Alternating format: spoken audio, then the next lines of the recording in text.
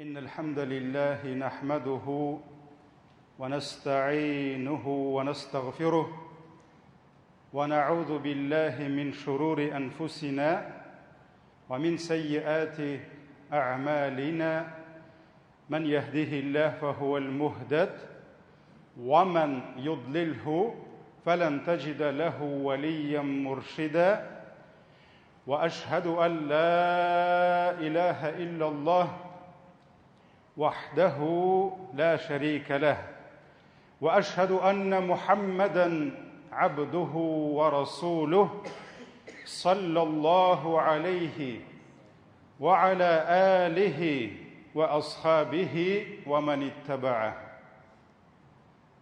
Barcha g'alamlarni yo'qdan bor qilib, bizni o'zining ko'pmigini sanasaq da sanab bitira olmaslik hurmatlarida, keng ne'matlarida yashatuvchi Rabbimiz Alloh Taolaga ming shukrlarimiz, maqtov va ulug'lovlarimiz bo'lsin. Yerlarga da, ko'klarga da Allohning rahmati bo'lib kelgan. Bizga shu haq dinni o'rgatgan, bizning uchun eng xayrli o'rnak bo'lgan suyukli payg'ambarimizga ko'ngil turlarimizdan chiqqan duolarimiz Allohning salami ham salavati bo'lsin. Aziz musulmon, ham meni eshituvchi muslima qardoshlarım, ixlos ko'ngildan har biringizni şuşa izgi bo'lgan, büyük bo'lgan Aydul Adha Qurban g'ayiti bilan tabrik etam. Alloh Taala şuşa kunlarimizni muborak qilsin. Qilgan izgiliklarimizni qabul etsin. Şuşa büyük kunlarda kimlar Alloh rizoligi uchun o'zining halal molidan ulush chiqarib Qurban chalirga niyatlagan bo'lsalar, Alloh har birimizga ixloslik bersin, ham qabul bo'la turgan gunohlarimiz kechiriluvga sabab bo'lacak, tag'inda mol mulkatlarimizning barakatini orttiracak qurbonlardan qilsin inshaalloh. Aziz qardoshlarım, Alloh Taala bizga ulug' bir amanat berdi. Ul da bo'lsa bizning yaşay turgan g'umrimiz. Ham Alloh bizga shu g'umrni ashov, ishu, yuqlov ham ko'ngil ashuvi ishingina tugil, yer ustida izgilik qiluv uchun berdi. Ham Tabarak surasining 2-oyatida Rabbimiz Alloh aytdi: "Allazi xalaqal mauta val hayata liyabluwakum ayyukum ahsanu amala." Alloh sizga o'lim berdi, ham yashav uchun g'umr berdi, sinab qarov uchun. Daba испытать вас. Ayyukum ahsanu amala. Orag'izdan qaysig'izning qilgan ishlari izgirak bo'lirdi. Kimning qilgan amallari yaxshiroq bo'lirdi. Shuning uchun biz yashaymiz yer ustida. Shuning uchun Alloh bizga yerni da, ko'kni da xizmatga topshirdi. Alloh shuning uchun bizga rahmat jillarini jibarib, biz yashagan tuproqqa shifoli yomg'irlarini yog'dira. Alloh bizga yoqti kunlarin, tinish tunlarin bera. Biz sizning bilan shu bergan g'umrlarimizni izgilikda o'tkazsinlar uchun. Allohning dinida eng ilk buyuk Rabbimizga ixlos, g'iybatdan tursa, anlarsin bir-birimizga xizmat etuv, bir-birimizning haqlarini ko'taruv, bir-birimizga izgilik qilib, o'zaro marhamatli bo'lib, rahmatli bo'lib yashowga qayta. Ham Alloh Taala o'zining rahmatining sharti etib bizning rahmatimizni qo'ydi. Әгәр дә кеше Аллаһының рәхмәтен аласы килсә, ул үзе дә рәхмәтле булырга, шәфкатьле булырга тиеш. Һәм Имам Бухари һәм Муслим җыентыкларында килә, Пәйгамбәрбез саллаллаһу алейхи ва саллям әйткән: Аллаһы Тәгалә рәхимле булган бәндәләренә генә үз рәхмәтен насыйп итәр дигән. Һәм кешеләр өчен иң хәерле үрнәк булган, кешеләрнең иң хәерлеләре булган пәйгамбәрләр дә, алар җир өстендә бер Аллаһыга гыйбадәт кылудан соң кешеләргә хезмәт иттеләр. Карагыз, Гайса пәйгамбәр, урыслар Иисус дип әйтәләр. Гайса алейхиссәламның бүйек сүзләре Коръәни Кәримдә аят булып калды. Һәм Аллаһ Тәгалә Гайсаның сүзләрен китерә: "Ва җа'алани мубаракан айнама кунт." Аллаһ, мин гомерем буе кайда гына булсам да, Гайса алейхиссәлам кая гына барса да, кем белән генә күрешсә дә, нәрсә генә эшләсә дә, Гайса әйтте: Аллаһ мине мубарак кылды ди. Мине бәрәкәтле итте ди. Мине бәрәкәтле итте ди. Гайса пәйгамбәр кая гына барса да, кешеләр аннан бәрәкәт күр алдылар. Кешеләр аннан файда күрделәр. Монсының күңелен күтәрде. Монсының баласын давалады. Беләбез, Гайса пәйгамбәр кешеләр давалы иде. Монсының юлы саташкан, ялгышкан иде, аны туры юлга тартып чыгарды. Монсы нәрсә эшләргә белми иде, аңа чыгу юлын күрсәтте.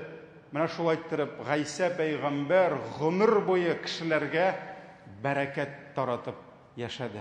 Шуңа күрә Коръәндә дә аның шушы сүзе калды. Тәфсир галимнәр әйтәләр, шушы аяткә аңлатма биреп, Аллаһы Тәгалә ди, мине кайда гына барсам да, кем белән генә күрешсәм дә, кешеләргә файда китерүче итте.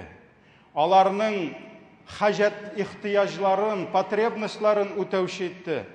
Хәерле эшләрне өйрәтүче, изгелеккә өндәүче, явызлыктан тыючы һәм бүтән яктан төрле бәрәкәтләр белән килергә насыйп итте дип аңлаттылар галимнәр тәфсирдә. Һәм әлбәттә, пәйгамбәрләрнең пәйгамбәре булган бар кешеләргә дә, җан ияләренә дә, хәтта җансыз затларга да, чөнки үсемлекләр бар, туган җирен, туфрагың бар, аларның да хакы бар, хәтта җансыз затларга да иң зур изгелекләр алып килгән кеше безнең сөекле пәйгамбәребез Мөхәммәд саллаллаһу алейхи ва саллям булды. Аллаһ Тәгалә Тәүбә сүрәсенең 128-нче аятында аның хакында шулай диде: "Лaqad ja'akum rasulun min anfusikum." Килде сезгә Аллаһының илчесе. Ул сезнең арагыздан булды. Чөнки Мәккә җирләрендә яшәп яткан гарәпләр, алар сөекле пәйгамбәребезне болыттан да, күктән дә төшүен күрмәделәр. Ул алар белән бергә үскән иде. Аны кечкенә вакыттан белделәр, аның нәселен белделәр, аның атасын, бабасын белделәр. Аның һәр вакыт кешеләргә хөрмәт, ихтирамлы икәнен, һәр вакыт дөрес сүз сөйләвен һәм иң күркәм сыйфатларын күреп яшәделәр. Шуңа күрә Аллаһ Тәгалә нәрсә диде? Килде сезгә илче, мин анфусикум, ул сезнең арагыздан диде.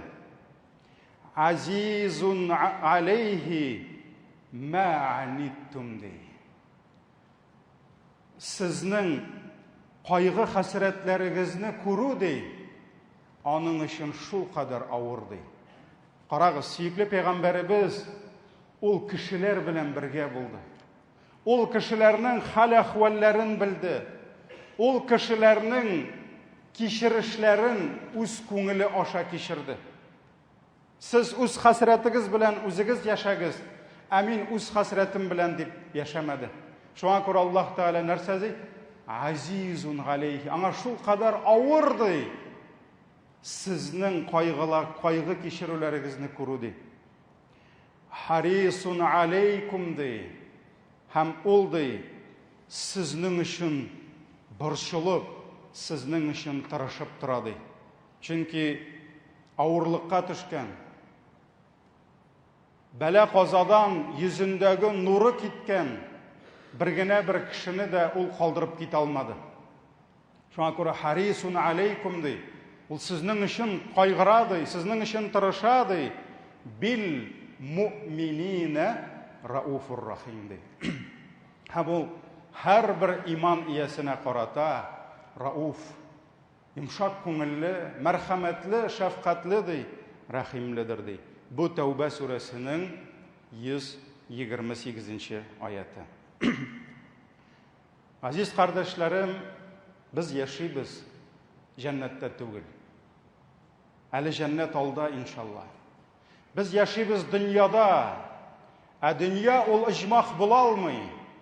Дөнья ул төрле авырлыклар, төрле мәшәкатьләр, төрле бәла казалар белән тулган. Диңгез үзенең дулкыннарын җибәреп торган кебек, Аллаһ Тәгалә безне бер авырлыктан икенче авырлыкка, башта килә авырлык, аннары соң җиңеллек килә. Менә булды, бер кайгымда калмады дип кенә уйлыйсың, тагын каяндыр ниндидер сынау килеп чыга. Шуңа күрә бу дөньяда һәр вакыт авырлыклар, мәшәкатьләр килеп тора. Әмма һәр нәрсәнең хикмәте бар. Һәр нәрсәдә Аллаһының хикмәте һәм рәхмәте бар. Кемнеңдер, ул кемдер, бәлки синең күршеңдер, бәлки синең дустыңдыр, бәлки синең мәктәптә бергә укыган сыйныфташ, классташың яки служагыңдыр. Бәлки ул синең белән бергә эштә эшли торган хезмәткәр коллегаңдыр. Бәлки синең белән бергә мәчеткә йөри торган мөселман кардәшеңдер. Әгәр дә шул кешегә килгән икән ниндидер бер авырлык, ниндидер бер сынау, ниндидер бер афат, бәл бу синең өчен зур форсат, зур мөмкинлек нәрсәгә? Аллаһның рәхмәтенә ирешергә. Аллаһның ризалыгын алырга. Ничек? Аның шушы авырлыгыннан битараф калмыйча тизрәк аңа ярдәмгә ашыгып, аңа ярдәм кулы сузып, аның күңелен күтәрергә тырышып, син Аллаһның ризалыгын аласың. Имам Табарани, Ибн Аби Дунья үзләренең хадис китапларында китерәләр. Пәйгамбәрбез саллаллаһу алейхи ва саллям әйткән: Аллаһы Тәгалә каршында кешеләрнең иң сөеклесе ди, больше всех Аллаһ любит того раба ди, кем ди башкаларга күбрәк файда китерә ди. От кого больше пользы для других ди. Менә син үзеңнең тормышыңда башкаларга никадәр күбрәк файда, изгелек тараталсаң, башкалар синнән никадәр хәерлелек күрсәләр, шул кадәр Аллаһ сине яратыр иншалла. Һәм дәвам итеп пәйгамбәрбез әйтә: Аллаһы каршында ди, кылына торган эшләрнең дә иң сөеклесе ди. Башта әйтте, кешеләрнең иң сөеклесе, кемне Аллаһ күбрәк ярата. Ә хәзер Аллаһ нинди эшләрне күбрәк ярата?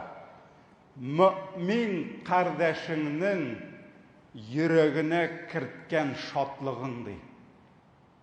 Радость, которую ты смог привнести в сердце своего брата ди. Әгәр дә син ниндидер изгелегең белән, ә бәлки кай вакыт кемнеңдер күңелен күтәрер өчен зур акча да кирәкми, матур итеп елмаюың белән, ерактан аңа «Ассаламу алейкум абый» дип сәлам бирүең белән, әгәр дә син аның төшкән күңелен күтәрсәң, Менә бу Аллаһ каршында иң зур изгелек диде.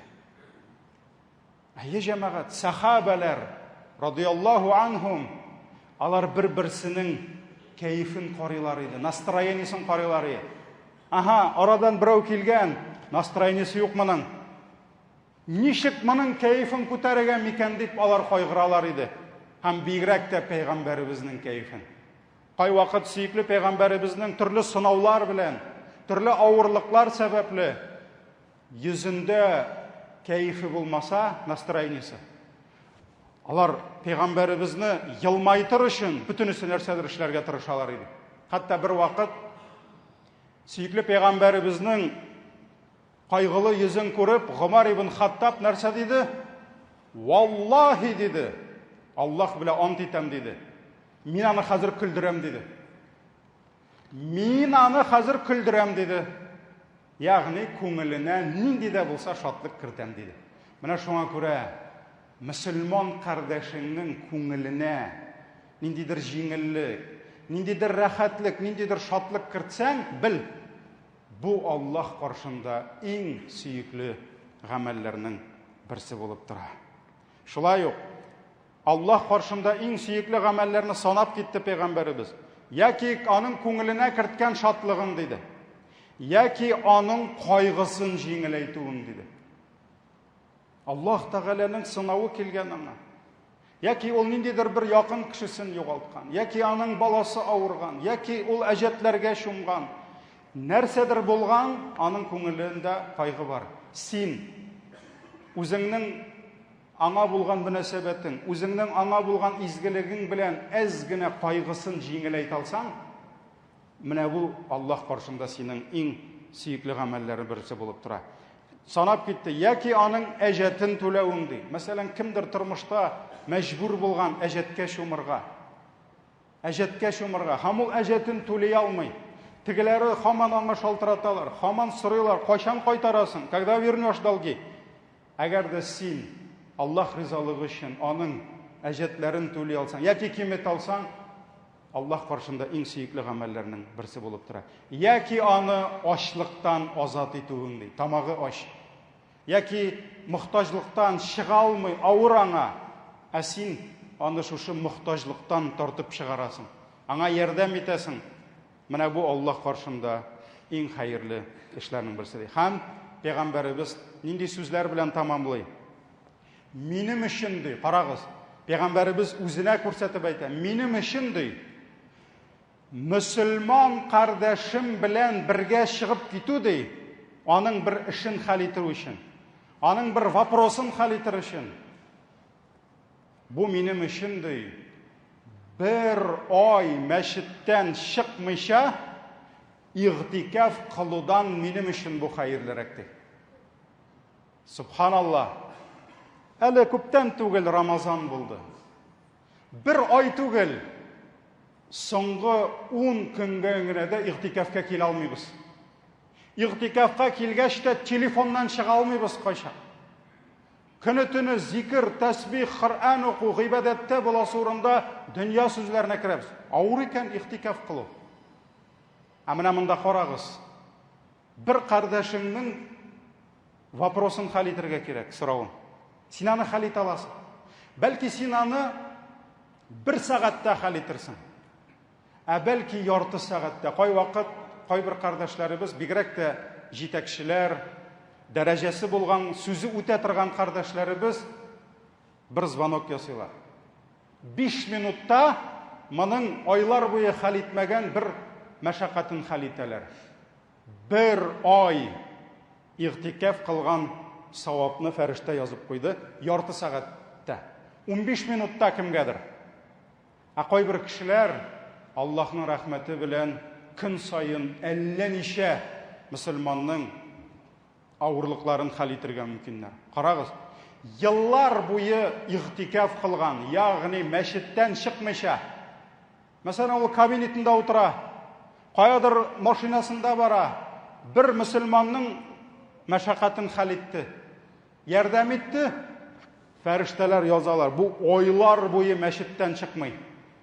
Зикр, тәсбих, дуа, тәһаҗҗүдтә ята. Бу Аллаһның безгә рәхмәтеме? Бу безгә Аллаһның рәхмәте. Әйе җәмәгать, әгәр дә без бер-беребезгә ярдәм итәргә өйрәнсәк, бер-беребезнең кайгысы өчен кайгырып, шуңа җиңеллек бирергә тырышсак, Аллаһ Тәгалә бер абзый әйтмешли, делай свое дело ради него, ради Аллаха, и знай, он в долгу не останется. Аллаһ өчен эшләсәң, Аллаһ беркем каршында да җәтле калмый. Шуңа күрә бер ай игътикаф кылудан да зур әҗр аласың, кардәшеңә ярдәм итсәң. Субханаллах, бу Аллаһның рәхмәте. Һәм беләбез, бүген үзебезнең Казанда, Мәскәүдә, башка илләрдә хәйрия фондлары бар, благотворительный фондлар бар. Анда кайвакыт көненә әллә никадәр мөрәҗәгатьләрне карыйлар. Шунда эшләүчеләр төрле больницаларга шалтыраталар, врачлар эзлиләр, белгечләр эзлиләр, специалистлар. Каян буларга акча табырга микән? Монсының ие янган, монсының баласы үлгән, монсының авырган, менә шулай итеп көненә әллә ничә гаиләгә ярдәм итәргә тырышалар. Субханаллах, әгәр дә алар ниятләрен дөресләсәләр, Аллаһ ризалыгы өчен. Алар мәчеттән чыкмыйча гомер буе игътикаф кылган әҗр-саваплар алалар иншаллах. Һәм Мухаммад ибн al-Ханәфия рахимахуллаһ әйткән: "Әй кешеләр, белегез" дигән, "Знайте" дигән. Кешеләрнең сезгә йомышлары төшүе, менә кемнәрдер килеп сезгә йомыш белән киләләр. Менә бу кешеләрнең сезгә йомышлары төшүе ди, бу Аллаһыдан сезгә килгән ниғмәт ди. Белегез ди, кемдер килеп сездән ярдәм сораган икән, һәм сез аңа ярдәм итә аласыз икән, сезгә Аллаһның рәхмәте килгән. Аллаһның ниғмәте төшкән ди. Аларның шушы йомышларын үтәүдән, кайгыртудан авырыксынмагыз ди. Не оставляйте их ди. Не отдаляйтесь от них ди. Ой, ардым мин булардан, каялы дип, качып йөрмәгез. Ярдәм итәргә тырышыгыз, чөнки әгәр дә аларга ярдәм итмәсәгез, ниғмәт бәләгә әйләнүе бар ди. Һәм белегез ди, кешедә булган иң хәерле байлык ди. Менә Аллаһ сиңа байлык биргән. Синең киремең бар. Синең Аллаһка шөкер кибетләрең эшләп тора. Синең акчаң бар. Иң хәерле байлык ди. Кешеләргә файда китерә торган байлык ди. Ни файда? Әгәр дә синең гөрләп сәүдәң бара, ул сәүдәңнән бер иман иясенә дә файда юк. Ни файда? Әгәр синең сәләтең бар, белемең бар, акча эшләргә бер оешма төзедең, икенчесен төзедең, кибетләр ачасың.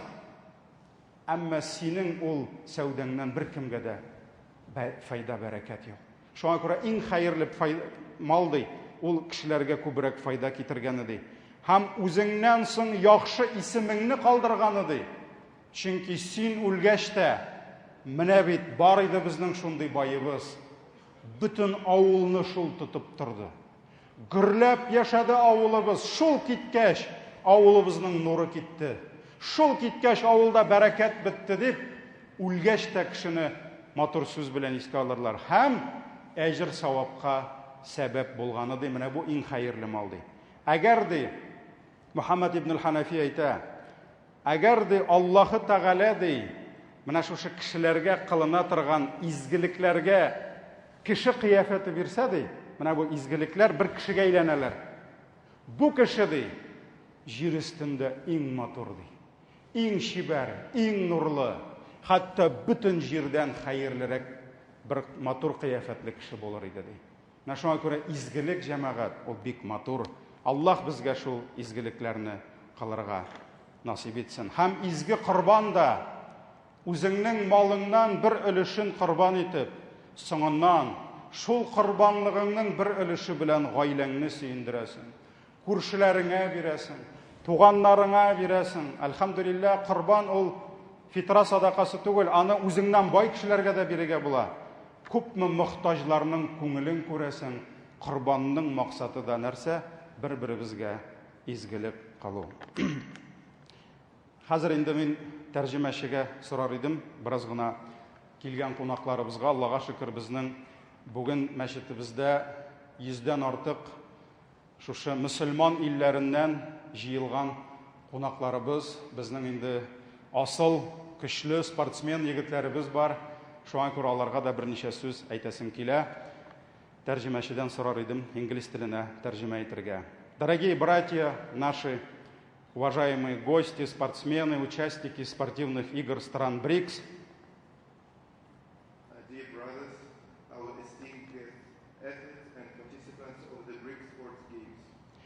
от чистого сердца поздравляю вас всех с великим праздником, праздником всего исламского мира Айд-уль-Адха, Курбан Байрамом.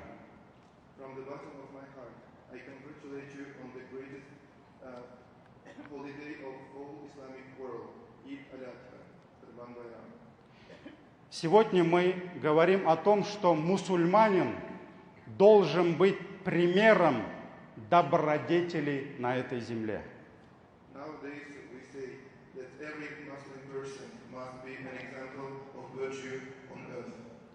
И увидев на улице праведного мусульманина, сердца людей должны наполняться радостью, безопасностью, и души их должны успокаиваться.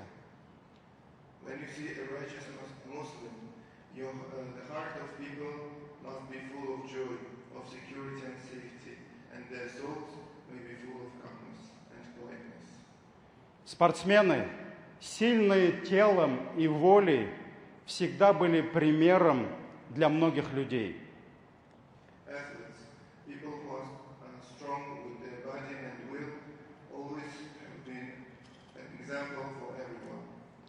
Но за каждым сильным человеком всегда должны стоять добрые молитвы слабых людей.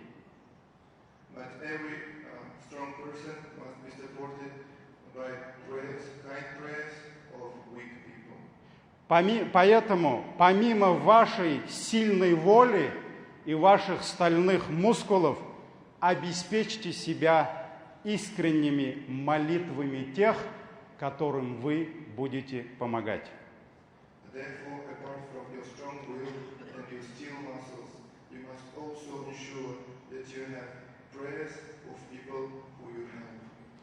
Земля Аллаха огромная, и мы не можем встречаться, видеться каждый день.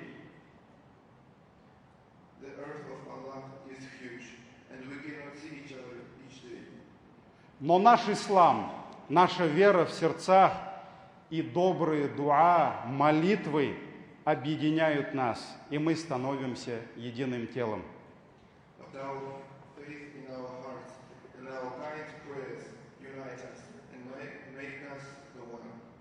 Большой и искренний салям передайте вашим близким, братьям в ваших мечетях от мусульман города Казани, Татарстана и, конечно, от всей нашей огромной страны.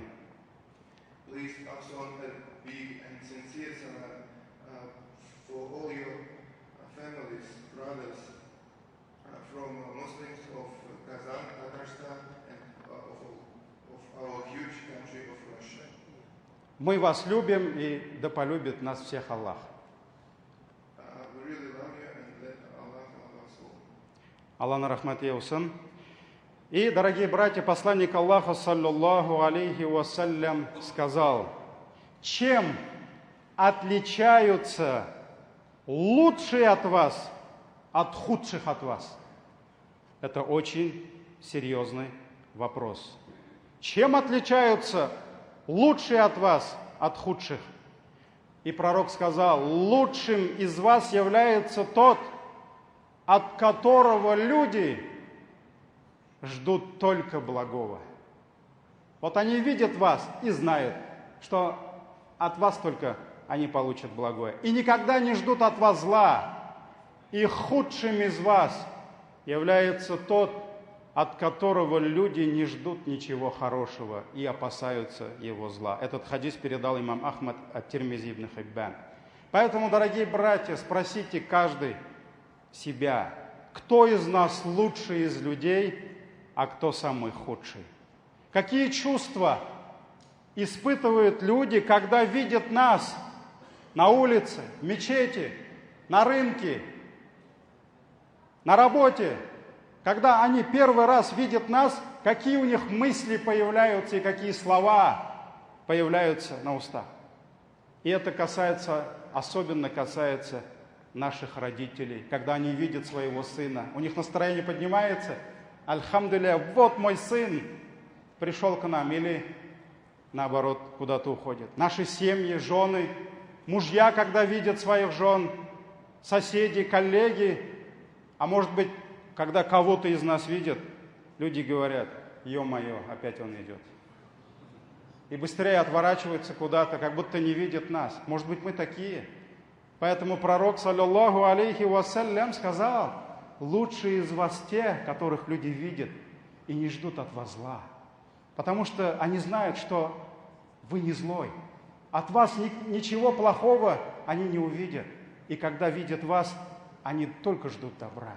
Они улыбаются, они идут среди людей, идут здороваться с вами, потому что вы самый лучший. А иногда, дорогие братья, некоторые братья, к сожалению, в общении с братьями, где-то в мечети, где-то на работе с коллегами, они кажутся такими милыми, такими безобидными, такими нравственными братьями. Все говорят: машалла, это такой брат, машалла, он всем помогает, машалла, он всегда первый, когда нужна в мечети помощь, где-то что-то, машалла, все восхищаются им. Но почему-то этот брат, милый, нравственный, когда возвращается к себе домой, к своей любимой жене, к своим детям, он становится другим. Оказавшись дома, некоторые люди снимают с себя белоснежную шкуру невинной овечки и становятся серыми, злыми волками. А ведь пророк, саллаллаху алейхи вассалям, сказал: хайрукум ли ахлихи. Лучшие из вас те, которые наилучшим образом относятся к своим семьям. Ученые сказали: отношение мусульманина к своей семье, к родителям, жене и детям является индикатором, который показывает суть этого человека. И сподвижники Абу Бакры, Умар ибн Хаттабы, которых боялись враги, они были львами перед людьми. Но когда возвращались домой, лев уходил. Лев оставался там, на поле брани, где-то там, в сражении он был львом. А когда приходит домой, он был пушистым кроликом. Потому что это был любимый муж чей-то. Это был любимый отец, любимый сын. А у нас иногда все наоборот. Мы там не можем найти себя на улице. Ходим, главное, чтобы нам ничего не говорили, ничего плохого нам не сделали. Ниже травы, тише воды. А когда приходим домой, мы отрываемся на бедной жене, которая не может сдачу дать, которая не может одолеть тебя. Вот поэтому мы, мусульмане, свое благость, вот это добродетель, мы должны показать в первую очередь своим семьям. Аллах Тағаланың илшісі, саллаллаху алейхи вассалям, шундай дұға қылған. Абдулла ибн Масғуд радиаллаху анху айта, Пейғамбарыбыз саллаллаху алейхи вассалям Аллахқа дұға қылып айтайды дей: Аллахумма кама ахсанта халқи фа ахсин хулуқи. Я Аллах, менің тышқы қияфәтімні матур қылған кебек, мына бит күзләрің матур, құлақларың кәкірі түгел, yüzің матур, Аллах сиңа матур қияфәт берген, прекрасный облик дал Аллах тебе. Мына шушы қияфәтімні матур қылған кебек, менің халқымны да, әхлағымны да матурласаң еді деп дұға қыла тұрған болған. Аллах әрбірімізге көркем хылық берсін, әхлақ берсін, хылықсызлықтан, яман әхлақлардан Раббым өзі сақласын.